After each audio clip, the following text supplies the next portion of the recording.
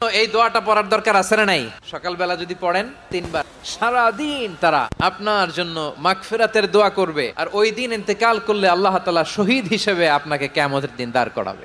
আবার সন্ধ্যাবেলায় যদি পড়েন, সারা রাতের জন্য মাগফিরাতের দোয়া করবে। ওই রাতে মারা গেলে শাহাদাতের মৃত্যু নসিব হয়ে যাবে।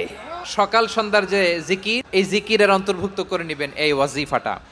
আউযু বিল্লাহি মিনাশ শাইতানির রাজীম। বিসমিল্লাহির রহমানির রহিম।